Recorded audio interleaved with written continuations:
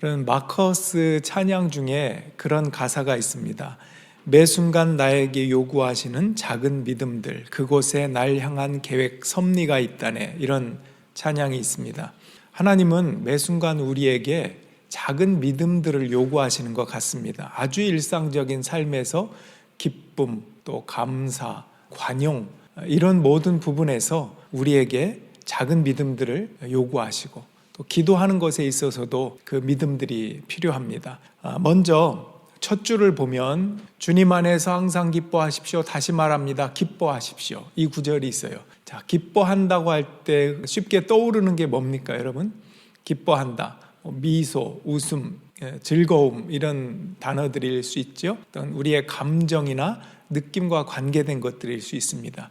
근데 성경은 그런 감정이나 느낌, 그 이상을 뛰어넘는, 우리의 사람의 헤아림을 뛰어넘는 하나님의 평화가 있듯이 우리 기쁨에도 우리의 헤아림을 뛰어넘는 뭔가가 있다고 성경은 가르쳐 줍니다. 실험 카메라 중에 이런 내용이 있어요. 가정을 하는 것입니다. 남편이 큰 병에 걸렸다고 아내에게 이야기해 주는 거예요. 실제 큰 병은 아니지만 실험 카메라니까 그런 어떤 반응이 나오는지를 보는 거예요. 그러면 대부분 아내들이 남편이 큰 병에 걸린 거에 대해서 충격을 받으면서도 어떻게든 정신을 차리려고 그래요. 그리고 얼마나 힘들까 남편이. 그런 마음으로 위로의 말을 해주더라고요. 괜찮아 여보, 내가 있으니까 괜찮아, 걱정하지 마. 그럴 때 남편은 나 큰 병에 걸렸고 가정에 당신에게 해를 주고 싶지 않으니까 나 혼자 있고 싶다고, 혼자 어디 들어가서 살고 싶다고. 그러면 눈물 흘리면서 무슨 말이냐고, 왜 그런 이상한 말을 하냐고, 내가 있는데 왜 당신은 그렇게 얘기하냐고. 그리고 나서 이제 카메라가 들어오면서 이게 실험 카메라였다고 얘기하면 그 아내는 뭔가 속았다는 감정보다는 다행이라는, 병이 아니고 이게 실험 카메라였다는 거에 대한 안도의 한숨으로 눈물을 흘려요. 그 눈물 속엔 기쁨이 있는 거예요. 여러분, 그런 걸 보면 지금 기뻐하는 게 중요합니다. 여러분, 지금 기뻐하세요. 나중에 내 곁을 떠나서 없을 때 그 사람의 소중함을 깨닫고 감사하는 것보다는 지금 그 사람의 곁에 있다는 것 때문에 감사하는 게 더 중요합니다. 그런 마음으로 한 번 더 인사합시다. 옆 사람에게 옆에 있어서 고맙습니다. 인사합시다. 옆에 있어서 고맙습니다. 이런 실험도 있어요. 어떤 동네에 10가정에게 어떤 사람이 보이지 않게 그 집 앞에 돈을 갖다 놓습니다. 큰 돈은 아니에요. 한 10불 정도 이렇게 돈을 갖다 놓습니다. 그러면 주인들이 집에 돌아오고 그 돈을 보면서 내 현관 앞에 왜 돈이 있어? 눈치를 보다가 돈을 집어갖고 갑니다. 그렇게 일주일을 계속 매일마다 놔두면 누굴까 하다가 결국 마음속에는 고마운 마음이 들어요. 누군지 되게 고맙네. 큰 돈은 아니더라도 고맙다. 근데 한 3주쯤 되면 어떻게 되는지 아십니까? 3주쯤 되면 약간 당연하게 느낀대요. 고맙다는 마음도 있지만 당연하게 오늘도 두고 갔구나. 한 달이 지나면 어떤 줄 아십니까? 한 달이 지나서 그 사람이 돈을 놓고 가지 않을 때, 오늘은 없네? 이런 분들도 많은데 대부분 어떤 마음이 드냐면 오늘은 왜 그냥 갔지? 딴 데 있나? 하고 막 찾는데요. 그리고 결국 없다 싶으면 마음이 좀 불편하대요. 이상하다, 왜 안 놓고 갔지? 그런 약간 불평하는 마음이 생긴답니다. 여러분, 어디 멀리 있는 게 아닙니다. 엄마, 아빠, 어머니, 아버지, 예전에는 날 잘 도와주시더니 요즘은 별로 안 도와주시는 것 같아. 그 친구, 예전엔 나랑 좋은 관계였고 필요하다고 하면 다 도와주더니 요즘은 도와주지도 않는 것 같아. 내 형제, 또 교우, 그 사람이 많이 도와주더니 요즘은 관심도 안 가져주는 것 같아.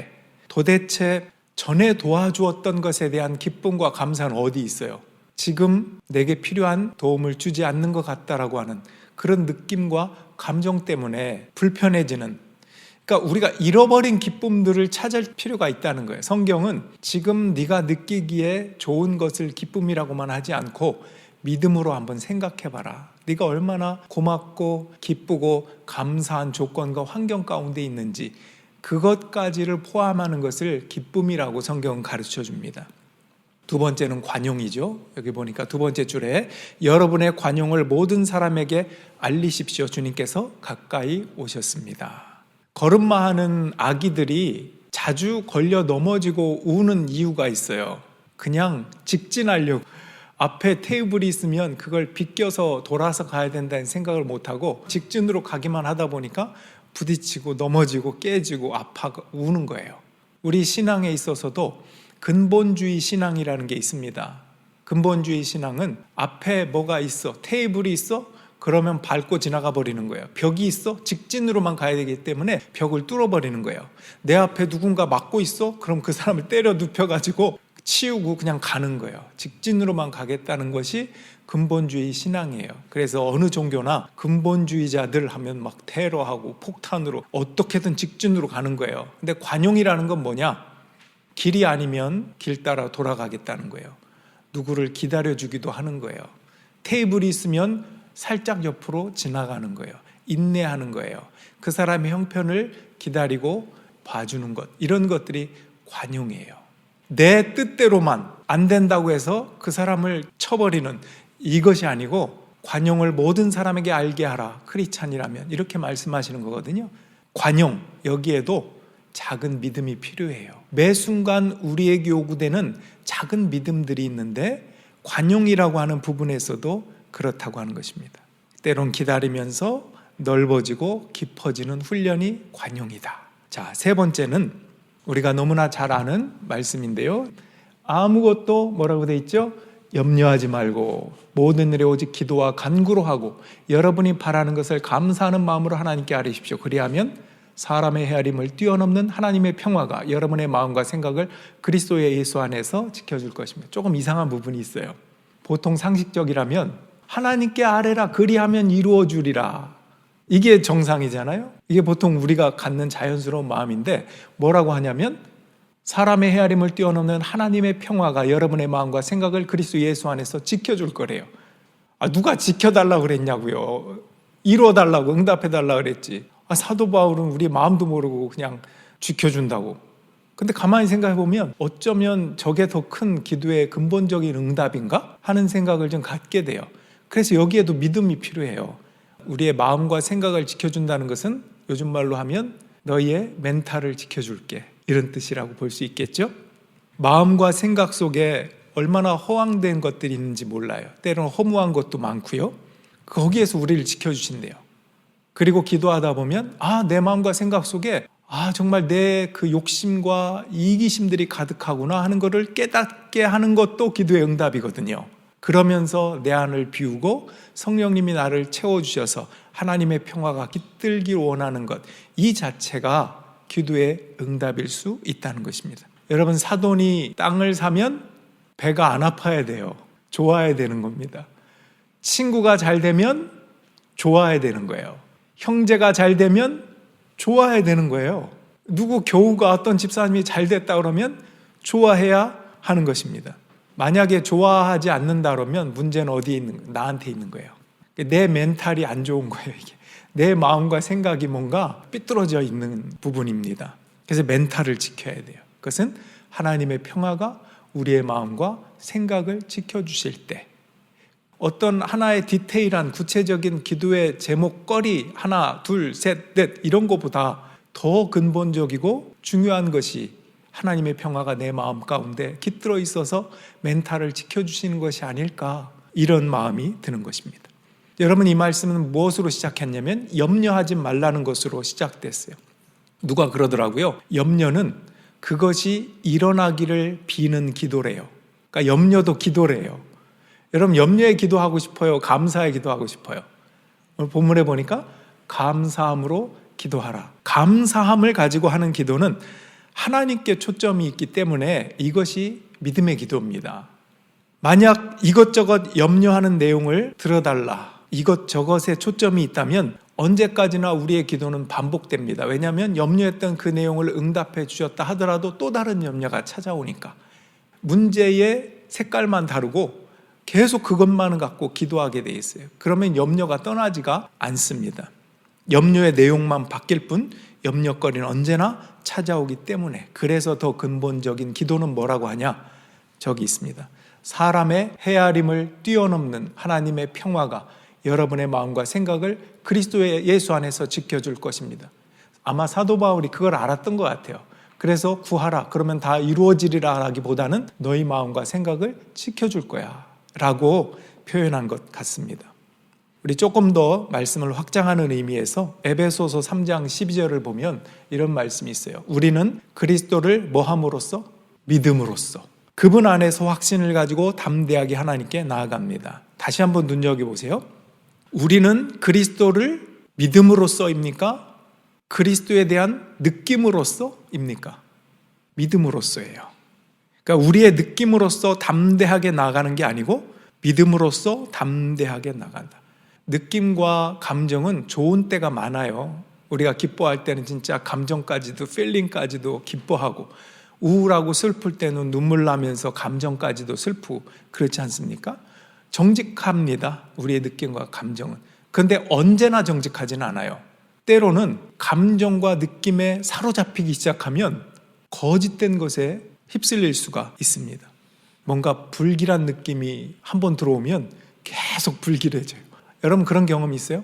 어두울 때 뭔가 무서워. 내 뒤에 뭔가 그림자가 있는 것 같기도 하고, 이렇게 불길한 마음, 여러분 그런 거 느껴본 적 있어요?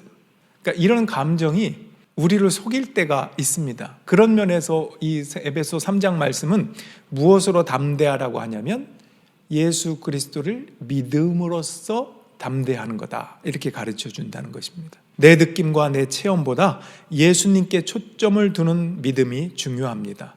우리가 감정적으로 하나님이 안 계신 것 같아. 그때도 하나님은 계시거든요. 우리가 감정적으로 절망에 빠져 있을 때도 하나님은 계시거든요. 믿음으로써 그게 맞는 것입니다. 하나님이 계시기 때문에 우리에게 기도하라고 하시는 겁니다.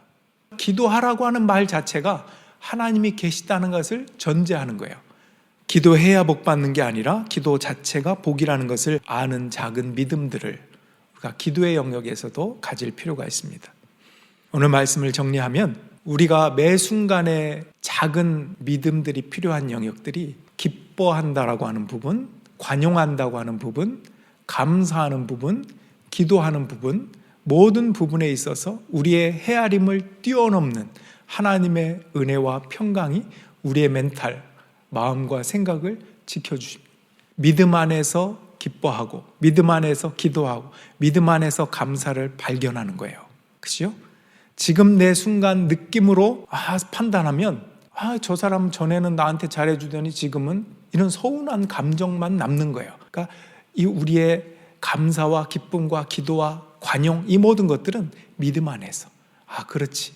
연습해봐야죠. 여러분들이 감사를 지금 발견해 보십시오. 우리의 헤아림을 뛰어넘는 감사를 한번 찾아보세요.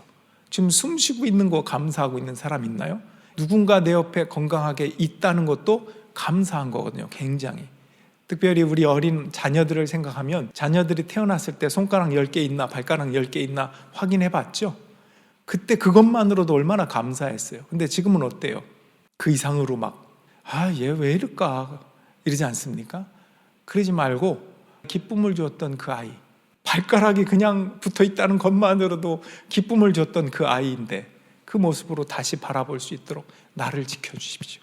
내 멘탈을 좀 하나님의 평화로 지켜주십시오. 이게 진짜 기도고 감사고 기쁨이고 관용이라는 것입니다. 사도 바울이 이 말을 우리에게 하는 거예요. 또 찾아보세요. 뭐가 그렇게 좋아요? 예배 드릴 수 있다는 거 감사하지 않아요? 걸어 다닐 수 있고 손과 발이 있고 찾아보면 엄청나게 많아요. 그러니 여러분, 과거, 현재, 미래, 우리의 인간으로서의 모든 헤아림을 더 뛰어넘는 하나님의 평강이 계시다는 것, 그것도 인정하려면 작은 믿음이 필요합니다. 우리의 삶에 작은 믿음을 가지고 매 순간마다 하나님께 나아갈 수 있는 복된 한 주간, 남은 여러분의 삶이 될 수 있기를 주님의 이름으로 축원합니다. 우리 마지막으로 한 번 더 읽고 기도하겠습니다. 주님 안에서 항상 기뻐하십시오. 다시 말합니다. 기뻐하십시오. 여러분의 관용을 모든 사람에게 알리십시오. 주님께서 가까이 오셨습니다. 아무것도 염려하지 말고 모든 일을 오직 기도와 간구로 하고 여러분이 바라는 것을 감사하는 마음으로 하나님께 아뢰십시오. 그리하면 사람의 헤아림을 뛰어넘는 하나님의 평화가 여러분의 마음과 생각을 그리스도 예수 안에서 지켜줄 것입니다. 아멘. 우리 기도하겠습니다. 하나님, 우리에게 그 느낌과 감정을 주신 것도 감사합니다. 그러나 때로는 이 느낌과 감정이 우리를 속일 때가 있다는 것도 압니다.